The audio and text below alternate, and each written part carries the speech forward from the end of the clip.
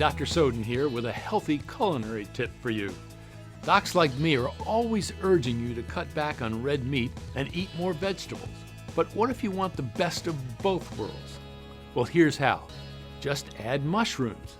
Somebody actually studied this and found that adding mushrooms helps boost nutrition and make meals more appealing.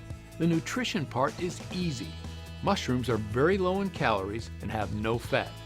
Yet they're a good source of vitamin D and potassium. They also have antioxidants that help boost your immune system.